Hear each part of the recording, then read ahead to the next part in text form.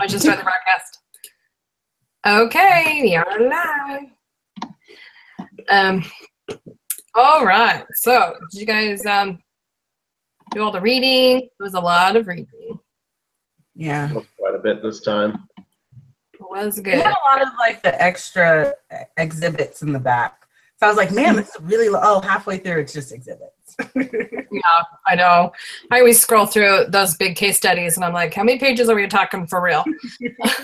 I don't know how much time I need to reserve. Okay, let's see. So,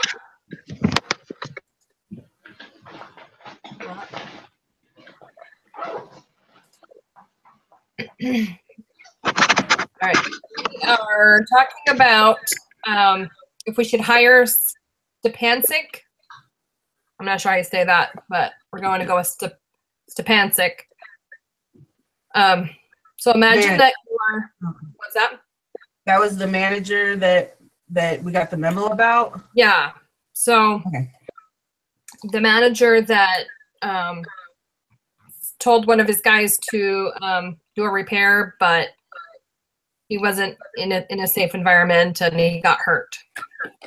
They didn't follow the procedures.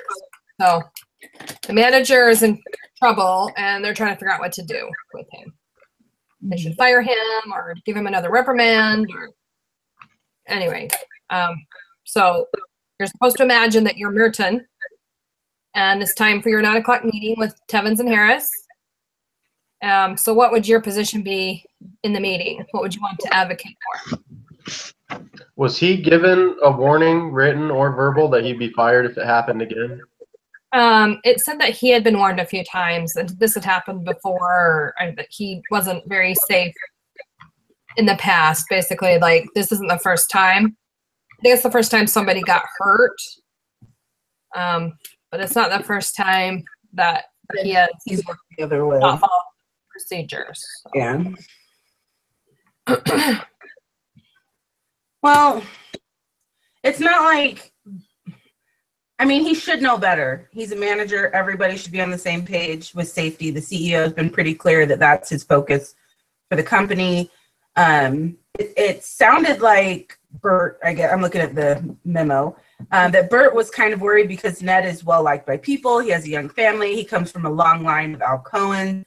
His family has been in this business for a long time. So he, one, should know better, but two, like, it would send a clear signal, but it also might upset a lot of people because it's not just about the money and the safety. Like, they're kind of family there, the people who've been there for so long. I think firing would definitely send that strong symbol.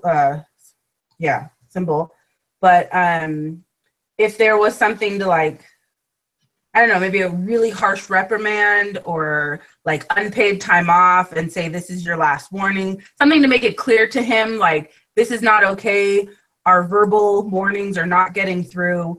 I don't know if that's an option I can pick to, like, give him unpaid leave, for like a week or two or something, so that he knows that it's not okay and that's his last warning, rather than just kind of firing a good employee to make us stand.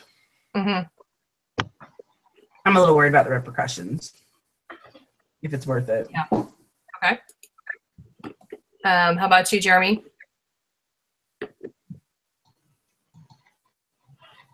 Okay, so I was looking at the date of the memorandum, or whatever, and I think it was 1992 when Merton put that strong emphasis in making that safety plan. Is that right? No, she was talking about making the plan for next year. Yeah. So she got that memo like this day, like today. Yeah. Okay. Yeah. So this. Okay. Gotcha. But they've been current for a long time. Current situation. Wait, what? Sorry. This is a current situation. Okay. Gotcha. And so so when she made the safety plan, that was for right now, but for next year. Yeah, so they have some pretty aggressive goals when it comes to safety. because they've always had kind of aggressive goals when it came to safety. Like they're really safety oriented for many, many years, but they want to like up their game because the CEO doesn't want any injuries on the job. Yeah, for sure. My only question is, does Stepans, I don't know how to say his name. Like, I wonder what, I know we don't know all the details of the previous two incidents that happened that was under him, but I wonder if maybe he's just not informed enough of the safety procedure. I mean, looking at his experience, I feel like, it's kind of suggested that, yeah, he should know better because he's a good supervisor. He has a good reputation. He has the experience and resume and all that. But I don't know. When it comes to like safety procedures, some things are common sense, and I think in this situation that, I don't know, in my opinion, that could have been avoided if he took better precautions with that. But there are some safety procedures that aren't as much of a common sense thing. So I don't know. I'm all about like having like clear outlines. All right, if you're gonna do this, these are the specific procedures. And with the reputation of the company, like you guys said, was known for safety. When that CEO came in, a few years before that, he really, tried to incorporate that vision that he had into the company. And I just don't know if the execution of that vision was properly, now, like, obviously Merton's trying to do everything that she can to make sure it's clearly outlined and organized. I think she proposed a really good plan, but I don't know. I think this particular incident wasn't acceptable, but I just wonder if like he, sent that electrician to do that repair, caring to think about the safety issues that, like the incident that happened. So I don't know. I'm kind of on the fence because that would send a strong message if they did fire him. But at the same time, like, I just wonder if like he was fully aware of the severity of the situation, and I think he should. But like I said, sometimes there's certain. I'm not a electrician by any means, but there's certain safety precautions that aren't as common sense as others that should be clearly outlined. Yeah. So yeah, I'm kind of on the fence. Okay, what about you, Jared? My stance would be if they had a safety procedure in line that he willfully disobeyed and sent the guy out there, and if he's had multiple warnings, then you got to let the employee go, because that's how it kind of is in the industry today. If you've been trained on it and you're competent and you chose not to do it, you're willfully just not following the rules. So on that, if he's been trained and he knew better, so if the training was in place and the warnings were in place and he still went and did it, then, that's kind of a mark on him.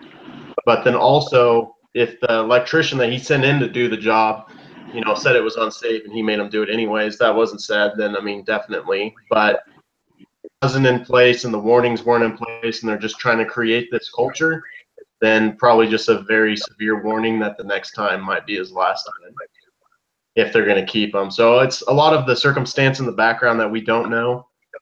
So if the company stuff is all in line, then yeah, they got to let him go. But if there's things that do for their procedures, then it wouldn't be fair to him, and the repercussions of that in the company might be pretty bad too if they just let him go. Okay. So, what you guys understand, what did Stepancic actually do, and how serious was it?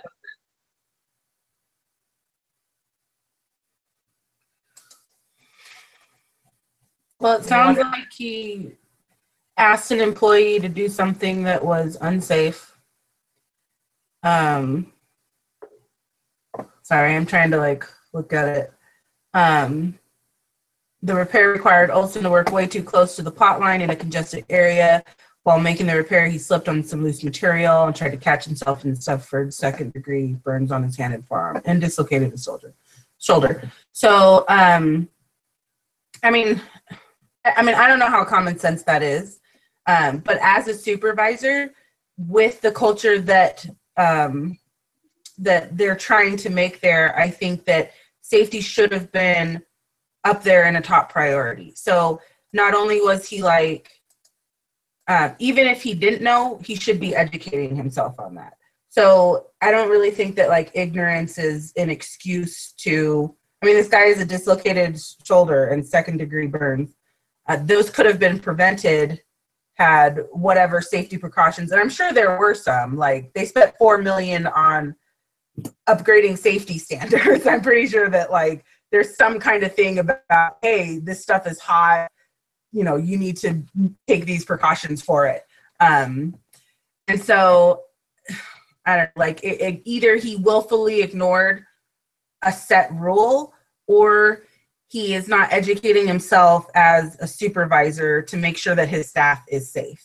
And the second paragraph in the memo said, you know, he's a good supervisor and his crew is one of the best, but this is the third incident like this in the last year. So this isn't the first time that somebody's gotten hurt by ignoring a safety precaution, which gives me the impression that he's just not making safety a priority, and he shouldn't be a supervisor if he's not making safety a priority, because that's telling everybody on his crew to not listen to what the CEO is handing down.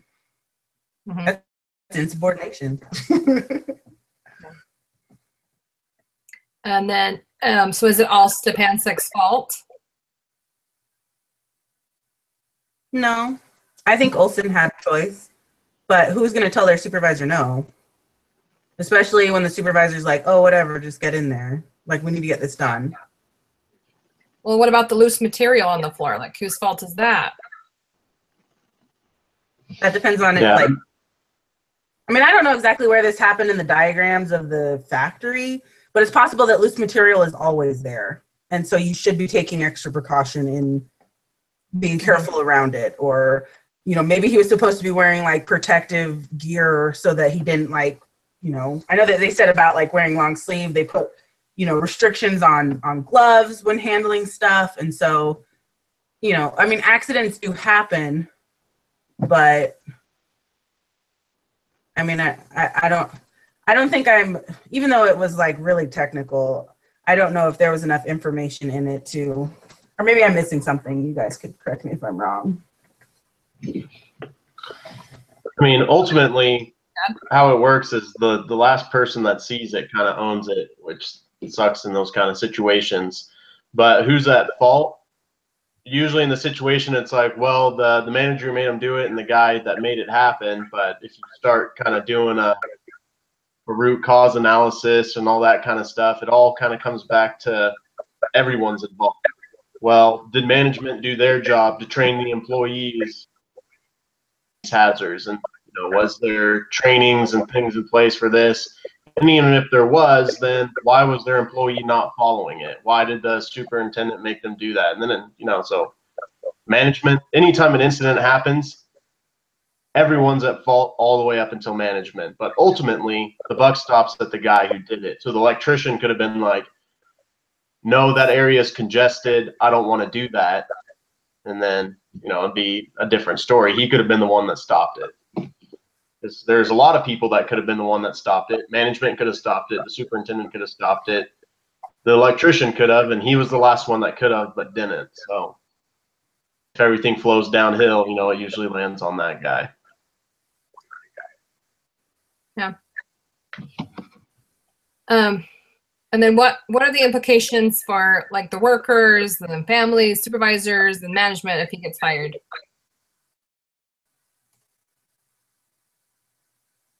Jared, do you want to answer that one? Or sorry, Jeremy? What do you mean by that? Implications? Like, what is this? Like, what are the consequences? Yeah, what will, like, the ripple effect? as a result of him getting fired. Uh-huh. I think because one thing that was repeated throughout the case study was safety is something that, you know, you might at first look at it and be like, oh, that might, you know, make things more difficult, more complicated, but it actually improved productivity. Sorry, I'm just trying to look at when they were talking about the guy that died in the forklift incident. It said that, you know, when Merton went and investigated further the root causes of why that happened, and then made adjustments according to, you know, what those root causes were. Mm-hmm. Let's see, where is it? So, you know, she kind of put limitations. It said the supervisors initially complained the superintendents had engineering adjust all truck motors so that they could travel no faster than 4 miles an hour, which is pretty slow. Let's see. So, you know, after all these changes were made, it said that after installing the motor controls, management found changes improved productivity. Fewer trucks suffered breakdowns. Replacement trucks no longer had to be leased, and regular truck maintenance reduced cost by 30%. And so to me, that shows that even if they did fire him and that he was a good supervisor in all of the aspects besides safety, you know, that would probably be hard to find someone as qualified as him in the sense of, you know, being experienced with that particular, you know, like I said, every other aspect besides safety. But I don't know. I just thought that was the main thing of the case study, is that, you know, even if you give up that experience for someone that's, you know, more focused on safety, maybe that'll actually improve productivity, even if it's somebody that's not as experienced as him and as qualified in other aspects necessarily. I mean, like I don't know like his exact responsibilities while he's over, but yeah, I think it would help based on evidence throughout other areas of the case study, because it always like in that example that I shared, like they didn't agree with it at first. They complained and they thought it made things more difficult, but it actually improved productivity in the end. So maybe it'll have like a short term, like, you know, productivity might be, all adjustments that they're going to have to make might be difficult, but I think in the long term sense, I think it might help. Yeah. Okay. I think this was touched on a little bit. What message would it send if you were to fire him? Well, I think the message would help the company overall if they took all the steps that they were supposed to do and warning him, training him and everything, and then they let him go.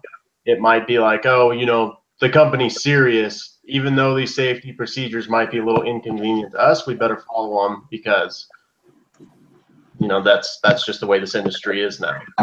But if they didn't warn them and there was things that were kind of questionable, then it'll go throughout the company. Well, this, you know, they can just fire you for any excuse they want, you know, because he did this and it really wasn't his fault and he wasn't warned and they just let him go. Mm-hmm. You know, so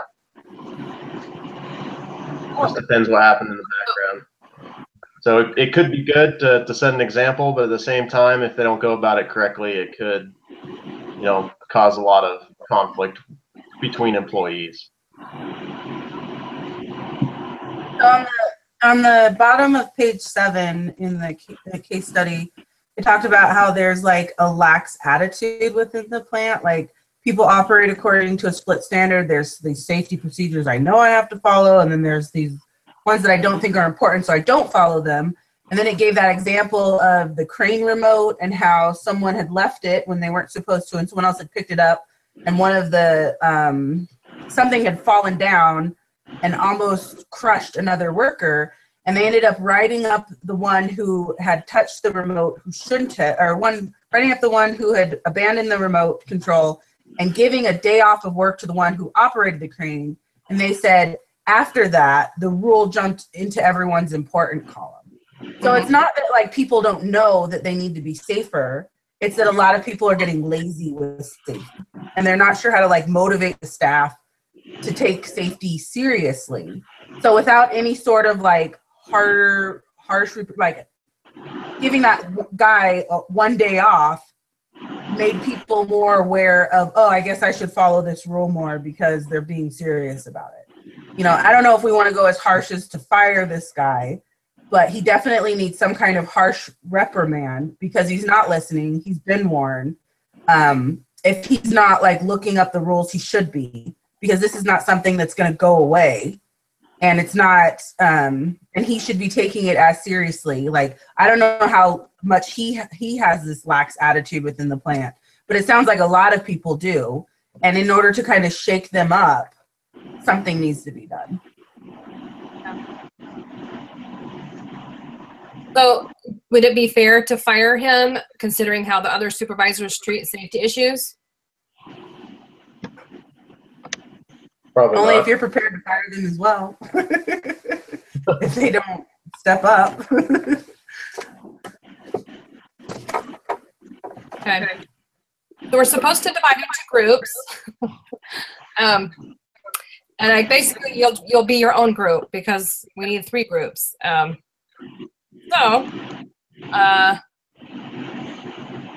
wants to be group 1?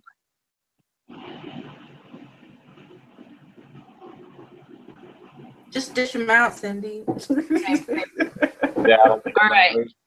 Jared, you're going to be group 1. You're going to compare exhibit 3 and 7. And you're going to find out, when safety improves, does productivity decrease or increase? Exhibit 3 and 7. Yes.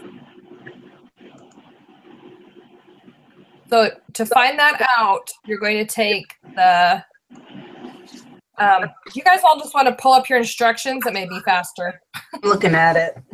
So there, it's in the Is that the discussion leader? discussion leader only. So Jared will be group 1, Jeremy group 2, and Sarah group 3.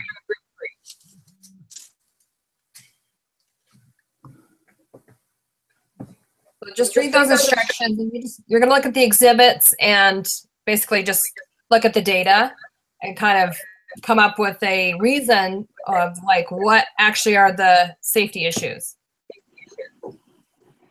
Okay, I'll give you guys like, I don't know, 5 or so minutes or 10 minutes or however long you need.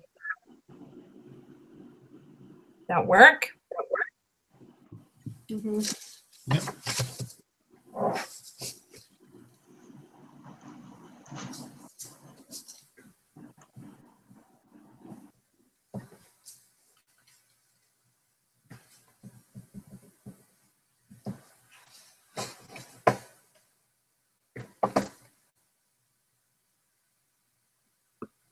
I'm going to go on mute because I've got to call my son's school real quick.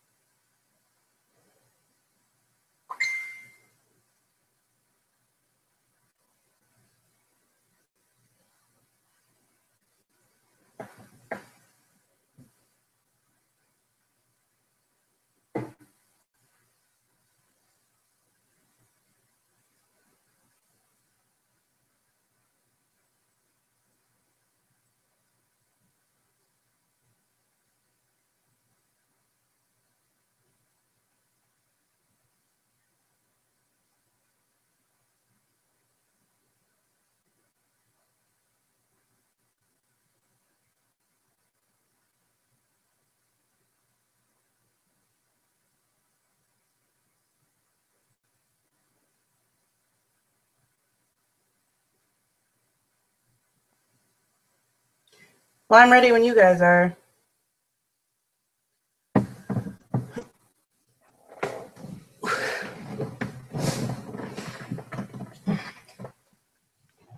Yeah, I think I'm ready. Yeah, I'm good to go. Okay. Oh, you guys are fast.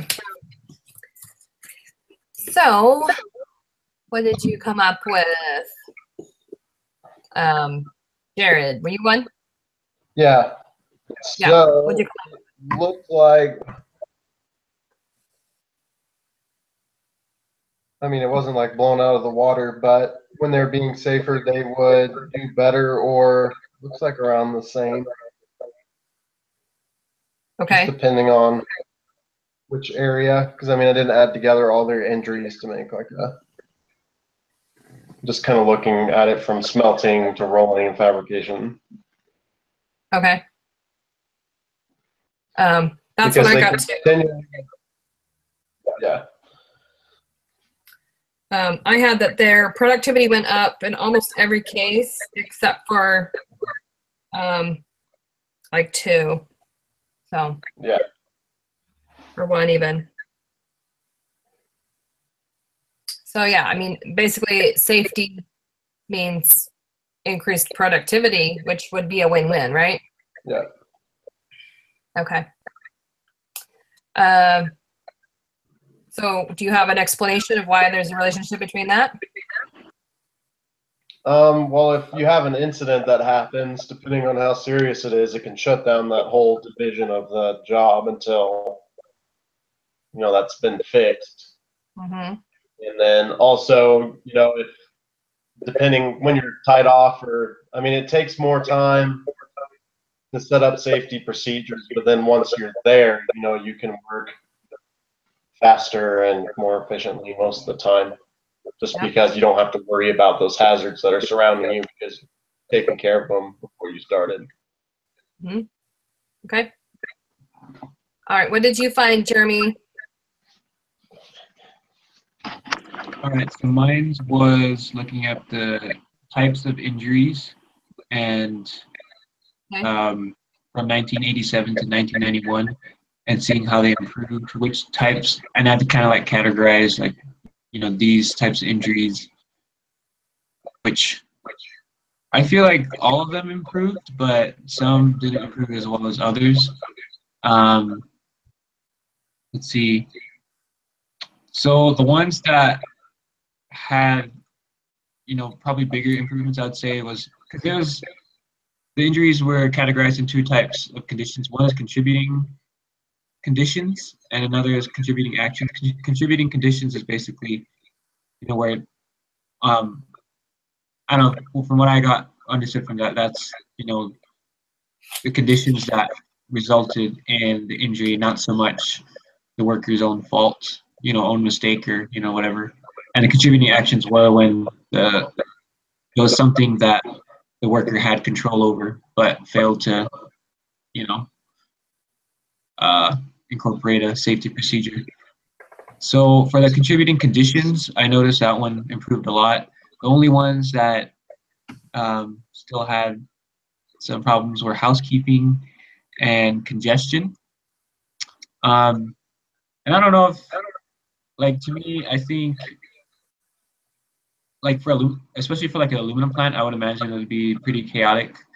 And so maybe it's not as common sense to, you know, focus on housekeeping or focus on, you know, congestion. You know, that I mean, yeah, that would make sense that if there are incidents that result from that, that's something that needs to be focused on more. But I don't know, because the other ones were like inadequate guard, inadequate warning, hazardous attire. Those are the ones that improved a lot, and you know, kept improving to the point where I think the last measurement was month of July and August. Both of those months had 0 incidents of those ones, and so I don't know. To me, the more common sense ones, common practical procedures were the ones that improved a lot, but the ones that had struggled improving were the ones that, you know, because we're at a aluminum plant. Maybe housekeeping or congestion. That's not something that we feel like we need to focus on as much. Mhm. Maybe. Okay. But yeah, that's the pattern that I saw.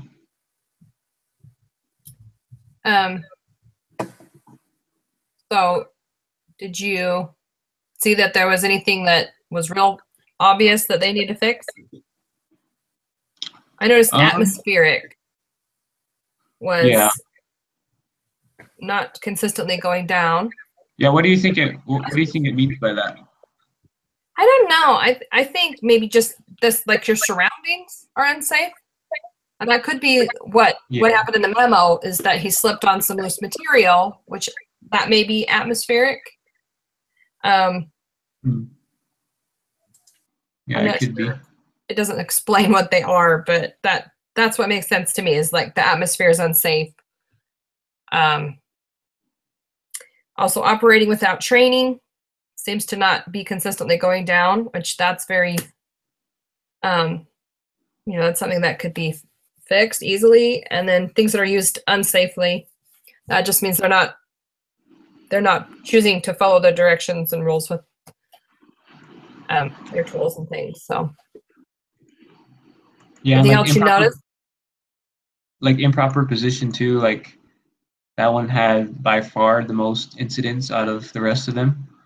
Yeah. And I don't know if it's like, you have to measure like this exactly this how many inches or this many feet. Like, I don't know how exact the proper position is for whatever. I would think that'd be like standing in the wrong place, like you're in the wrong position. The person is.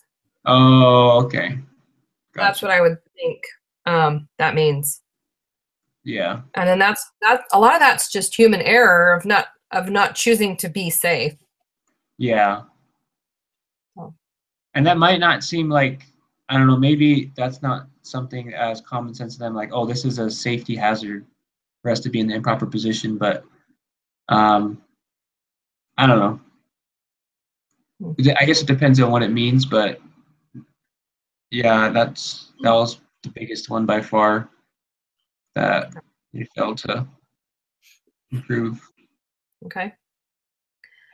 All right. And then Sarah, what did you find? Well, the list of sample injuries it gave, the common theme throughout them was so-and-so slipped. So-and-so was trying to catch themselves. Such and such slipped out of their hands. Over and over and over again. There was a couple where like a truck ran over someone's foot, or, another employee, well, that one slipped too. Let me see.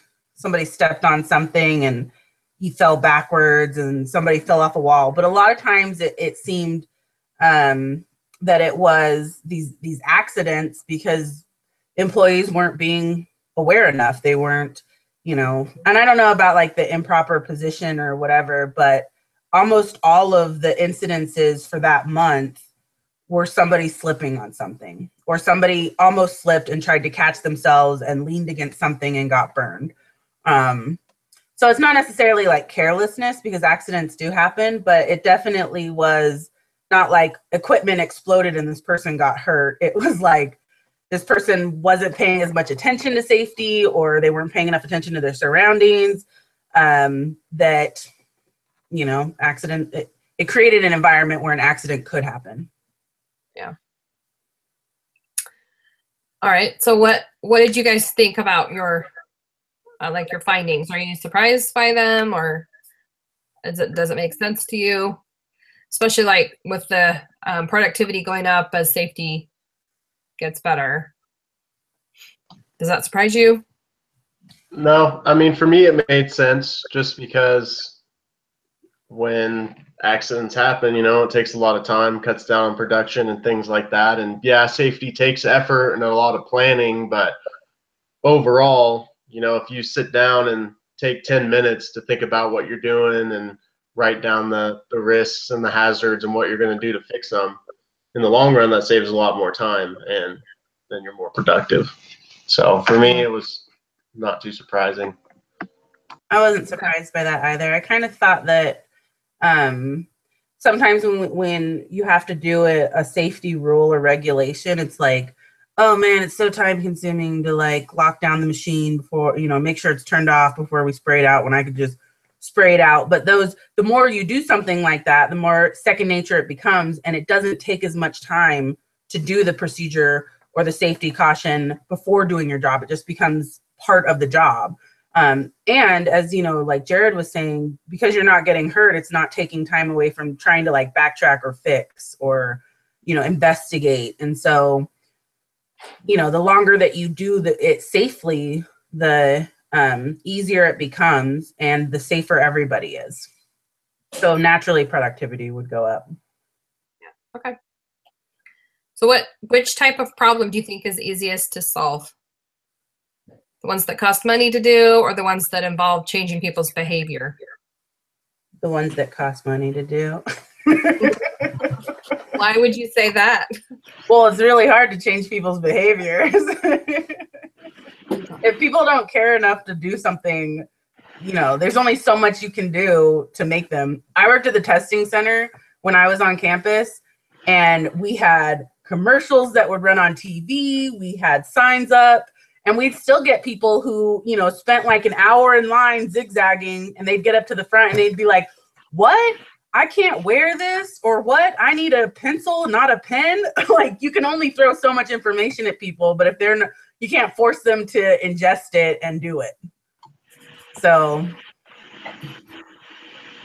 human behavior is always harder to change. I had a knee-length skirt on, and they wouldn't let me in, so I don't know what the deal. Should have obeyed the rules. It's everywhere. You sign it when you enter the university. Like there's, it gets to a point where you're like, I don't know how much more we can educate people to change what's going on, because they're not listening. There's not enough incentive to change their behavior. Yeah.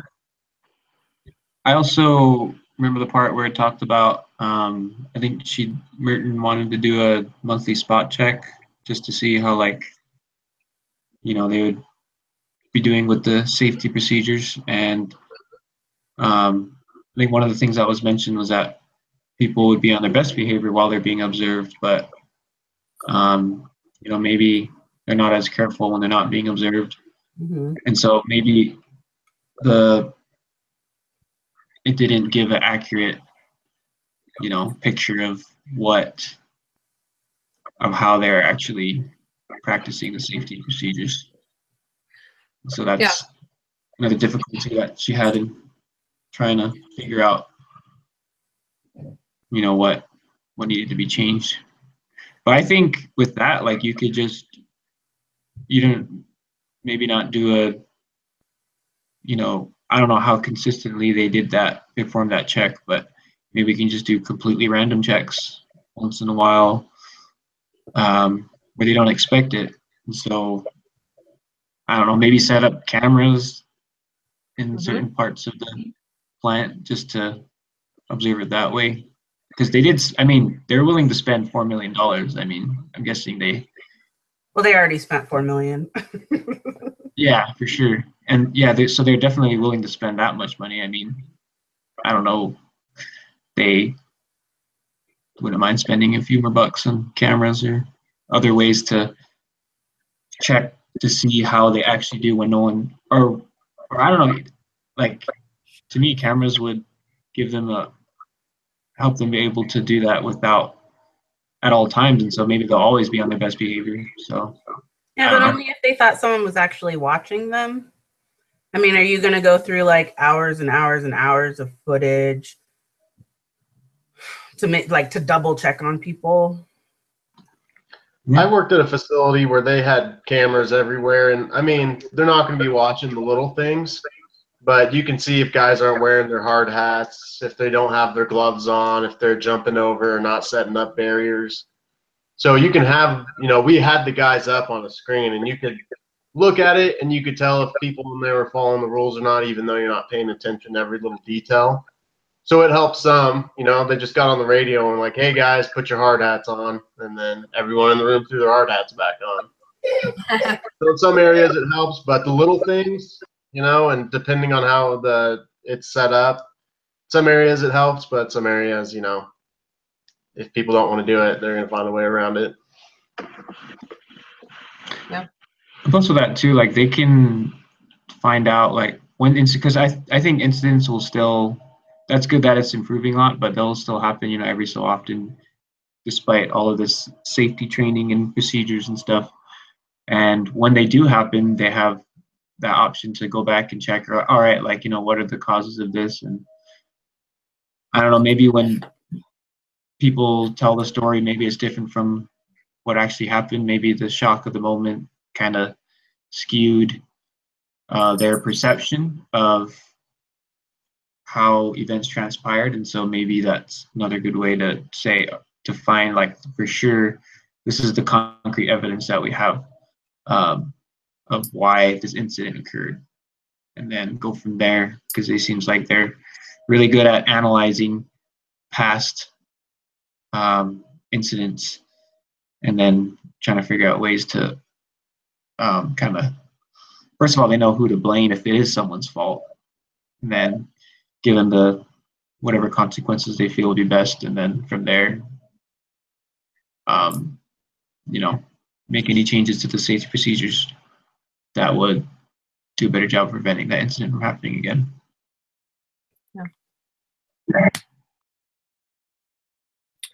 Yeah. So what have they done in the past to improve their safety record so much that they have a few serious injuries compared with the other similar companies? Because they have a really low injury rate. So what has worked for them?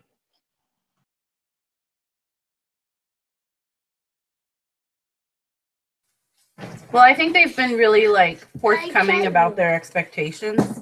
And we know, I mean, like, I was trying to look it up, but there's a lot of pages. But it was, you know, we know that they invested millions of dollars into improving working environments. We know that they've invested in the employees and training them for safety. They've created rules and procedures for people to follow with safety. So they've definitely like worked on making it a priority. And that has worked for them. I know that like in the exhibit, the one that talked about the conditions versus, I think it was the one that Jeremy had, maybe. Something about conditions like atmosphere versus like action, the things that people can actually do in proper position, those type things. The ones that had lower numbers were the ones in improving conditions. And that's something that the plant has been able to do. They've invested money to make it a more safe environment, but they haven't been able to correct all of the human behaviors that are still leading to injuries and accidents. So I definitely think that they've like shown that they care and they put money where their mouth is. So, and that's worked. Okay. Anyone else have a comment on that? I agree with what she said. And they're doing a lot of stuff and showing that they mean what they say. So should they do more of that kind of stuff to get closer to their goal of 0?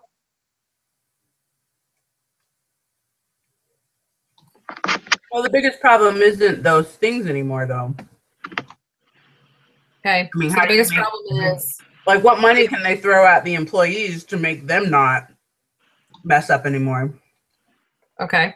So how do you convince people to behave differently? You fire the disobedient ones. So you're saying consequences. Yeah. I mean, money isn't usually the best motivator. It gets people to do the simple tasks. It doesn't really get emotionally involved. But sometimes in some situations it does help. I've been on jobs where if no one gets hurt, everyone gets an extra $100 that week. If there's not even a first aid incident or anything, just a safe week, everyone gets $100 on the job, which, you know, is pretty nice. But mad at the people who mess up. yeah, so it's a lot of, you know, when things did happen, there were people hiding things because you don't want to be the guy that cost everyone $100. Yeah. And so there's, you know, there's incentives like that you can kind of do, but at the same time, it creates a different culture when you do those kind of things. But ultimately, you know, getting everyone on the job mentally involved, getting them in that mindset, like, hey, we do it safe or we don't do it. and that creating a culture can be kind of hard. But if you get people invested and then give them, like they said, for getting people motivated, give them some freedom to do what they want in their area. Say, hey, you're over this area. What do you want to do to make it safer? We want you to come up with some ideas. We want you to own this, and then the guys in that area can start looking at different things. It's like you said, the challenges they have today weren't the same ones they have in the past. As you get closer and closer to zero, different things come out of the woodwork, so you see that need to be worked on. But the only way to pinpoint those is to really get the guys that are actually on the job and see those involved in wanting to improve the safety record. Okay. I think something, because we had a lot of reading this week, a lot about motivation. So one thing I got from that is, although, yeah, it showed that money isn't the best motivator. What was the three things? It was like equity, achievement, and camaraderie. Those are the three, key goals of helping the people to get motivated to work and do their job. And I think with that, it's just because one of the things in our case study said that Alcoa was one of the largest aluminum companies, and I think that's something to be proud of. I think there's a reason why they're the largest, and their productivity has increased, and their safety has been a lot better than some of its competitors. And so I think, of course, the top management knows that, but I think everyone should know that. Everyone should know about how they're doing and what changes, if there's changes that are made in their environment, like what kind of impact that has on the productivity, on the profitability, on, many different aspects of their successes.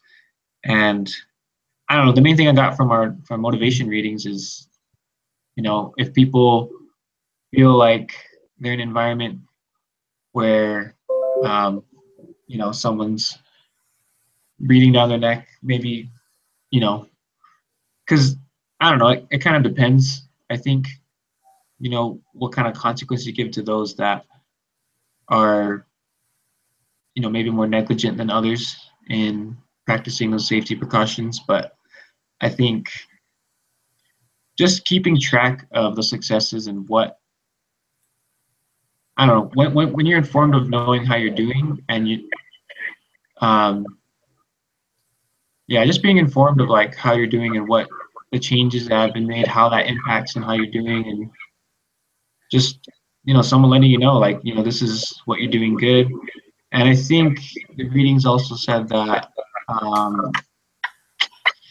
people tend to, I can't remember if I got that one wrong or not, but it said like people like to be in self-managed teams. Just all those behavioral issues can be resolved through and raise morale through the different things that was discussed in the readings. Okay.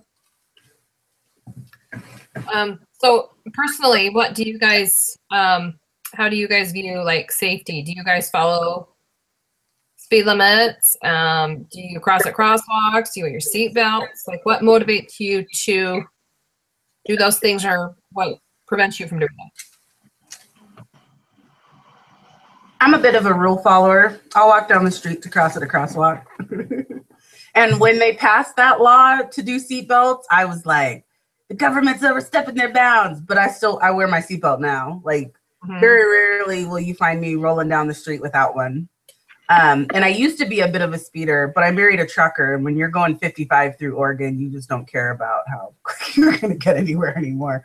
Because most of the time, like, the people who are speeding, y'all end up at the same stoplights anyways. Like, you have to be going a long distance for it. It literally means seconds, unless you're traveling like a couple hundred miles, then you're talking minutes. Like, I've done the math because I was bored. But a lot of the time, it's better to be safer. It's not worth the risk of someone getting hurt or being hurt. I I was looking at the list. Like, I do use a chair instead of a ladder, but only because I don't really own a ladder. But if there's a safer option, like, I'll take it. And the older I get, the more like I appreciate people who do that, because, like, I mean, accidents happen, but you don't have to like beat your, like, sometimes I think when we get hurt, it's like a double sting, because one, it's like, oh man, I should have known better than to do that. So not only am I physically in pain, but I'm a little mentally in pain because that was dumb of me to do. You know what I mean? And I just don't think that that's worth it if it takes a couple of seconds. Just do it the right way the first time. Mm-hmm. I have a little bit of both. I mean, I have a speeding problem. I got a radar detector and everything in my car. And even when I'm not in a rush, I'm still speeding. It's just what I do. It's a mental thing. It makes you feel better. Like, you're going to get there faster. Yeah, I don't know. It's what I do. And I have to set the cruise control on my car so that I won't speed. I do that too. I feel like don't. 35, make sure I stay 35. But when it Yeah, comes to and they're different tough with areas- us here. But when it comes to different areas of safety, sometimes on the jobs where they don't push it, I'll be the only guy with safety glasses on and the only guy wearing earplugs. And I don't care, because I'll just be like, I want to be able to hear when I'm older, and I also want to have both my eyes. And sometimes, you know, people will follow along with me and start wearing safety glasses, but they never put in earplugs. They can't think past, you know, today. And so there's other areas where, yeah, I will stand alone and take the safer route. But then when it comes to like driving and walking across the street, if I don't see a cop, then yeah, you bet I'm going to run across before, instead of walking all the way around to a crosswalk. Yeah. With me, it's like, if the consequences are severe enough, then I'll do it. You know, I'll make the extra effort.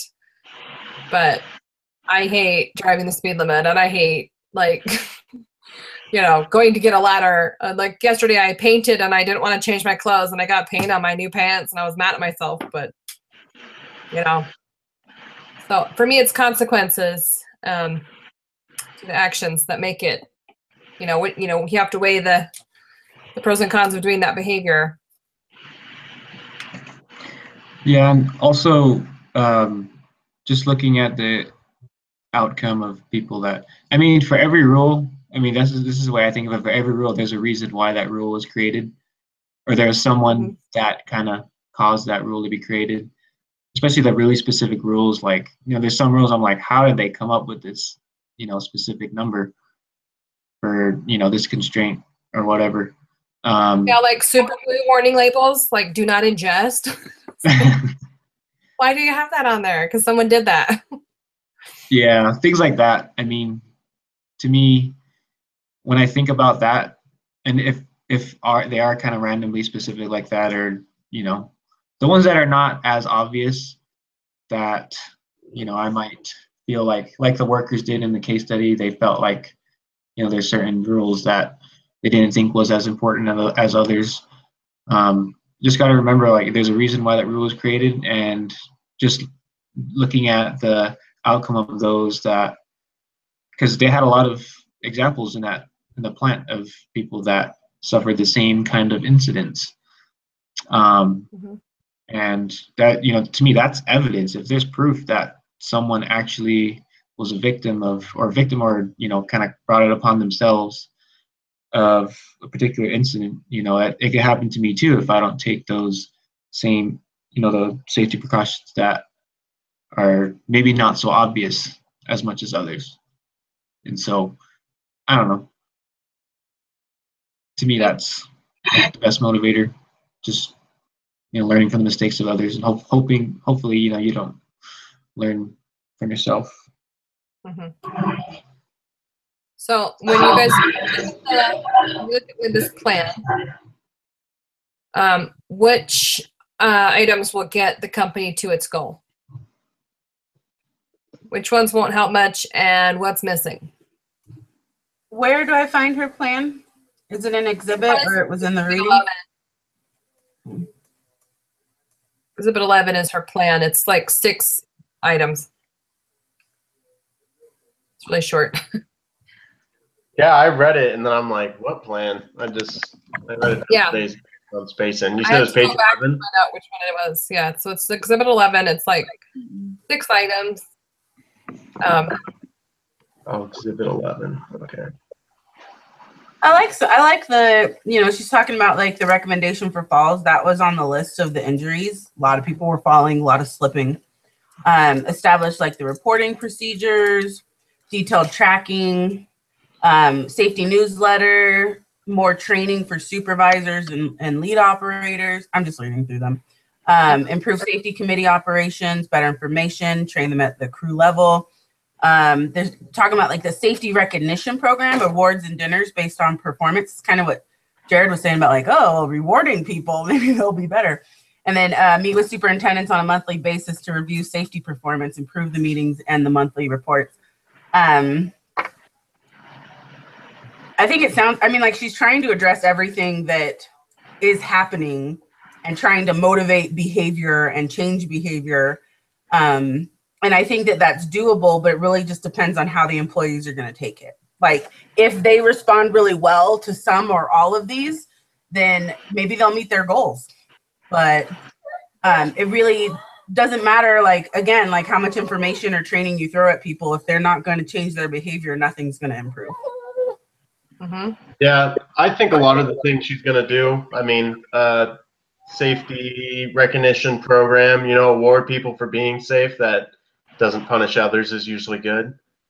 But the other thing, you know, it starts talking about really detailed reports and things like that. You want to keep it simple as possible. If there's so much stuff that needs to get done, then you're just like, you know what, forget it. I'm not going to follow that one. I don't got time for that.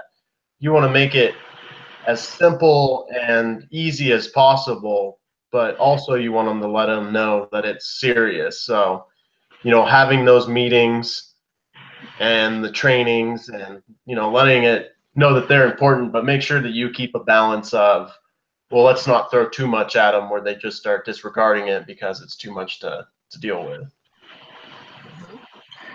Yeah, I think those, along with rewards, I think you should have consequences. Sarah kind of mentioned it earlier with the like first example that we talked about, but like maybe not fire him if you really feel like you shouldn't let him go, but unpaid leave or some, you know, it's just some way to provide some kind of consequences, not like super harsh consequences, or else, I mean, I think the readings kind of talked about that, but a little too harsh of punishments can cause a kind of hectic environment, or a, you know, just not friendly environment.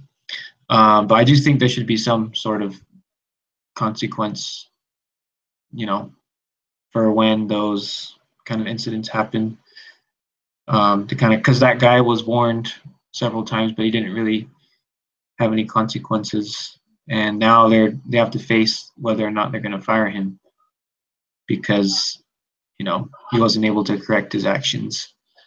So I don't know, just some kind of consequence system that. Yeah.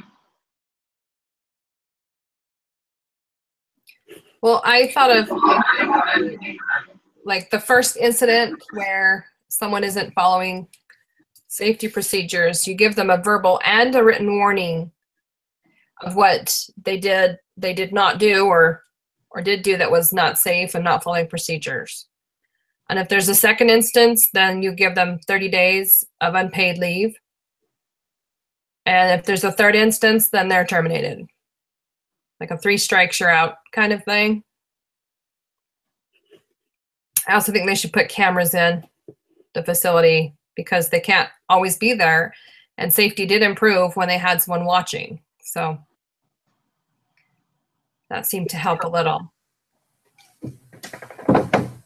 I like your 3-strike rule. When I did my HR interview, the lady was talking about that's the kind of system that they use. Like there is, you know, very clear reprimands before it reaches termination. But there's always some kind of consequence when something is broken. So, and I like that it kind of like tiers up. So it's not like oh, we're just going to fire this guy and make an example out of him. Like you do know what you did wrong. And if you are not going to correct it, then we can't keep you. You're, you know, like our hands are tied. So And that, Yeah. you know, I like that you mentioned that because that wasn't really on her list. She doesn't talk about like chastisement or whatever the word is, discipline. She's not talking about like, there's no discipline on any of that. It's just education, education, education. Yeah. Education will only go so far. I mean, we all took driver's ed. Oh, I didn't You know, driver's ed. watched videos of the crashes and we're scarred for life. But I mean, it didn't last. You have to constantly be, you know, vigilant and have, you know, the consequences, you know, you'll get a ticket or hurt somebody. We lived in England and they have CCTV there. So there's constantly a camera on you. We would get tickets in the mail. We had no idea. So we were always trying to drive safely because we didn't want a ticket in the mail. Anyway. Now cops are wearing like body cams and stuff to keep, you know, to document what happened.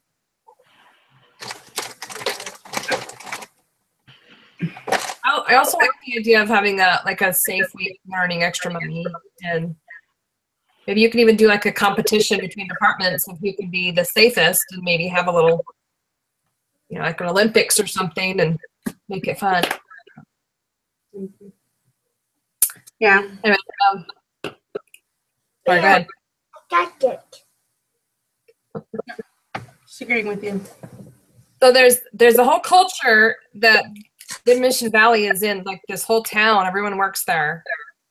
So is there any way that they could involve like the community and families in making sure that people are safe? I don't think that's a bad idea.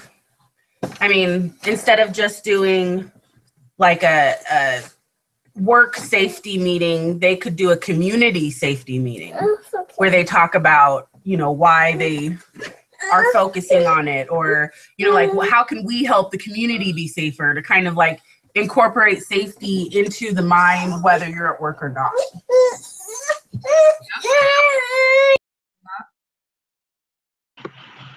Yeah, I think especially with the first example that it shared about how the guy that on the forklift incident, I think he was a father of two or something like that. Like, this isn't just affecting the safety in the facility. This is affecting community as a whole. When you have something like that, you know, two kids without a dad anymore, you know, it's really sad. And pick up the workers to help them to see that this isn't just something that affects them while they're there, but this can affect their entire lives, depending on how they deal with it.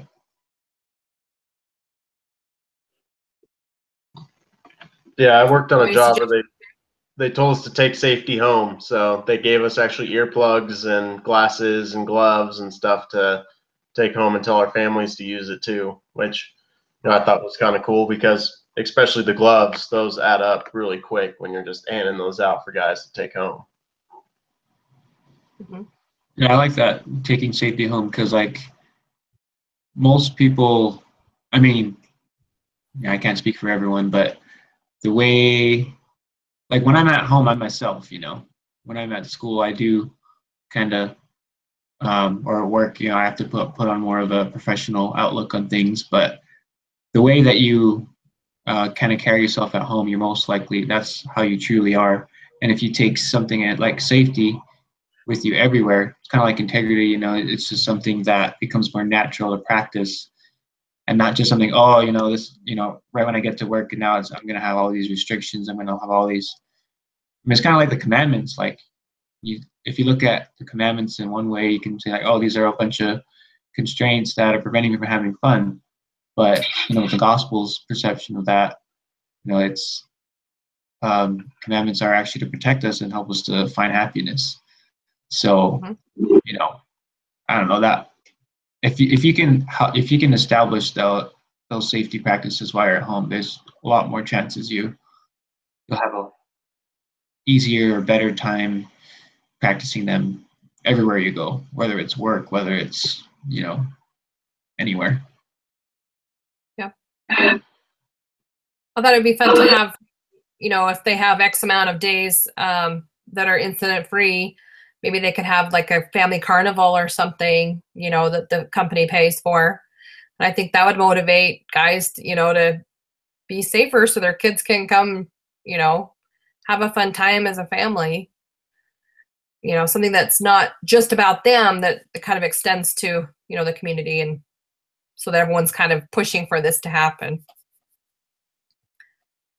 They could also do commercials, you know, like maybe like public service announcements or something, and have that poor widow and her kids talk about safety, you know, and how if he had, you know, if those things had happened, they'd still have their dad and their husband. So, you know, stuff like that, that kind of pulls at you emotionally. Might help. All right, so we're going to do some wrap up. What did you guys learn from talking about this case that would apply to future workplaces?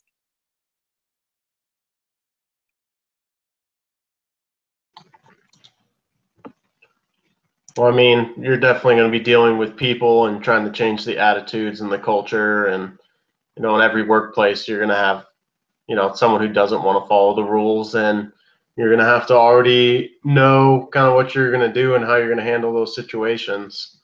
So I think that's something that, you know, all of us will run into in the future at some point.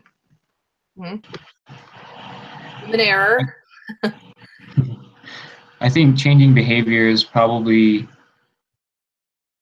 more of the root cause of those safety incidents, and, you know, just kind of any, not just safety, but like overall, you know, productivity in the workplace in general, or, you know, happy life. And so I think, you know, focusing on changing behaviors is probably one of the most important things that would change a lot of different results, whether it's qualitative, quantitative, you know, pretty much anything. It's harder to change for sure, but I think if you can find ways to help that to improve, I think that'll improve a lot of different things. Okay. I thought about how we can change as individuals to make our work environment a safer place by following rules, by, you know, promoting following rules. If a few people stepped up to the plate, you know, I think it could really inspire other people to step up to the plate. And change starts one person at a time. It's not going to start industry wide. You know what I mean? And so, I don't know. When you like, as we've kind of talked about, the rules are there for a reason. The more we do them, the easier they become. It's important for us to like do our part to create safe environments, not just try to train people to be safer. Mm-hmm. Okay.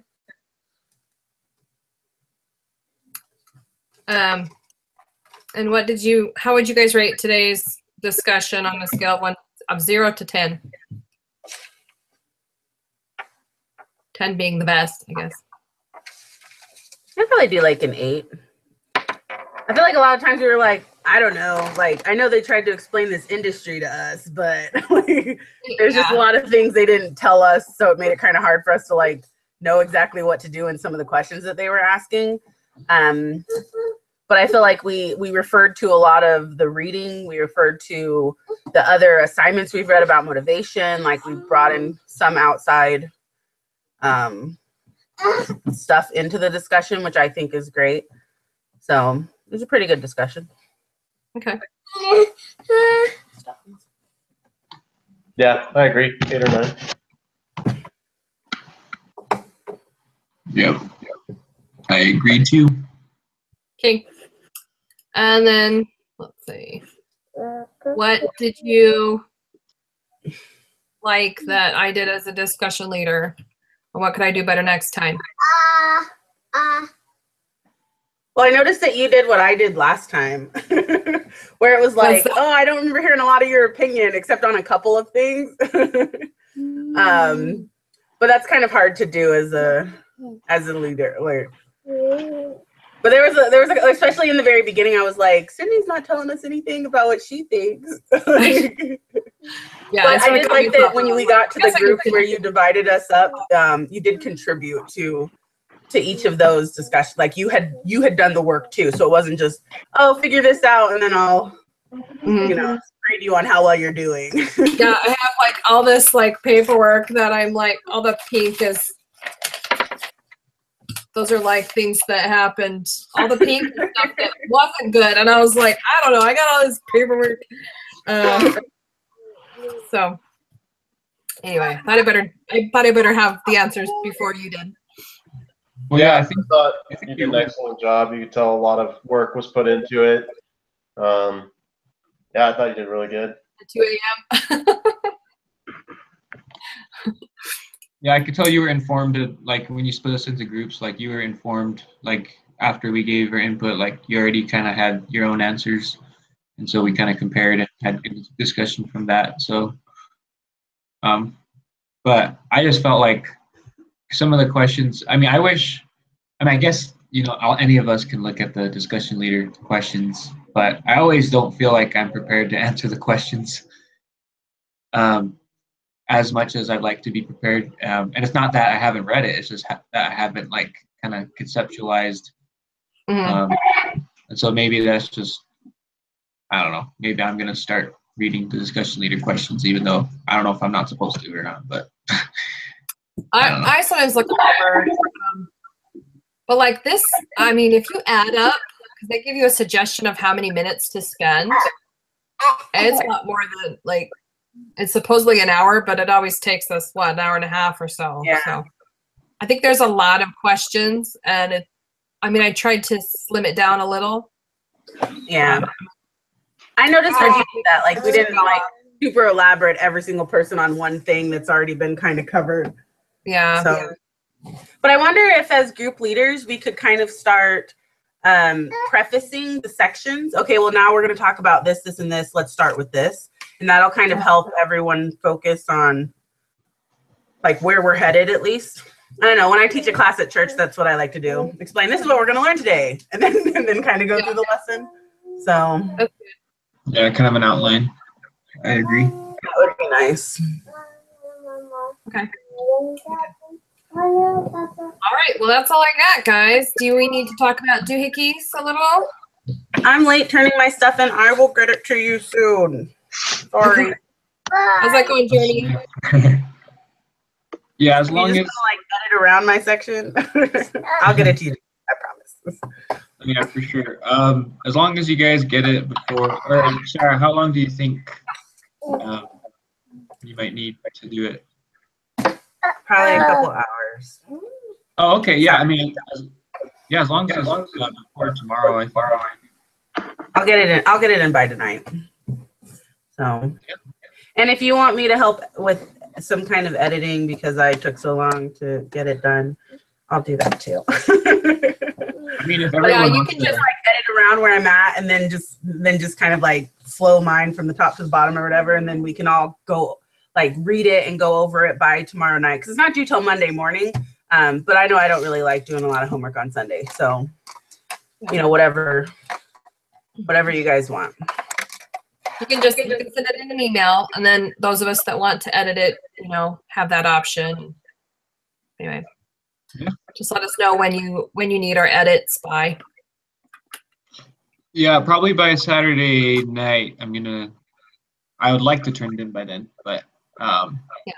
So if everyone doesn't have to edit, like look over it, but if you feel like you wanted to just check and see how it goes and everything, feel free. But yeah, Saturday night's the goal for me. So. Okay, sounds good. Well, thank you. I will talk to you guys later. Bye. Bye. Bye-bye. Bye. Bye-bye. See you guys. Bye.